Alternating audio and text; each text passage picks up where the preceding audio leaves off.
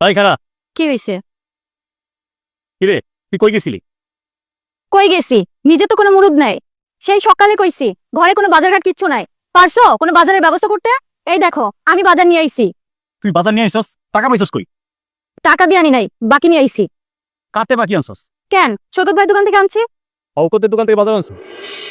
ভাই এই যে বাজার লাগবো, টাকা আনছস? না ভাই টাকা নি নাই, বাকি নিব, ওই যে পরে টাকা দিয়ে দিব।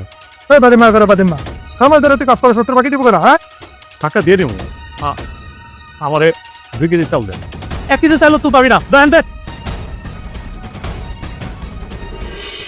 যা তুই ঘরে যা। আমি গেলাম, শকত আমার বাজার দিল না। আমার বউ গেছে, আমার বউরে ঠিকই দিয়ে দিল। নিশ্চয়ই কোনো ঝামেলা আছে। এই লও, এখানে 10,000 টাকা আছে।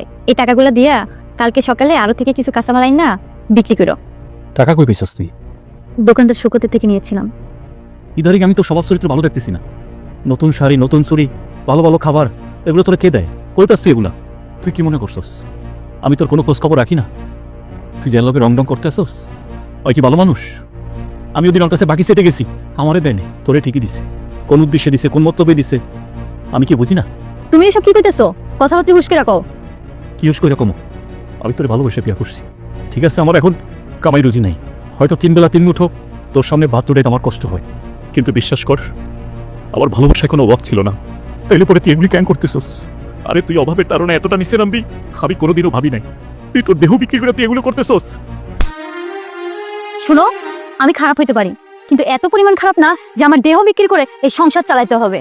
হ্যাঁ আমি জানি ওর সাথে ছাড়া কাউকে কিছু দেয় না, ও যে একটা খারাপ মানুষ এটাও আমি জানি, কিন্তু ও একটা বোকা। আমি যে ওর টুপি পরাইতেছি ও এটাও জানে না।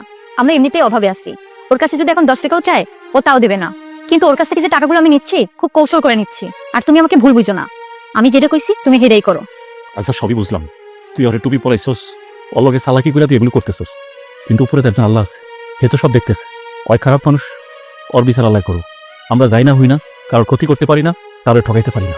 ধর তুই ওর টাকা ওরে ফেরত দে, আমাকে এই টাকা লাগবো না। তোমার একটা ঠান্ডা মাথায় কথা কই, ওর 1 টাকাও আমরা মাইরে খাবো না। ওর সম্পূর্ণ টাকা আমরা হিসাব করে দিয়ে দিব, আর আমি সব হিসাব করে রাখছি।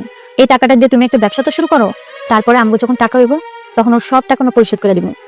এটাও খারাপ হয় না, তুমি সাবধানে থাকবা। আমি ভালো মানুষ না, আমি সুযোগ পাইলে কিন্তু ক্ষতি করার চেষ্টা করবো। তুমি এটা লয়ে চিন্তা করো না, আমি আমারে সেফ রাখবো। ঠিক আছে, আমি কালকে আরো যাই মাল কিনে আনো।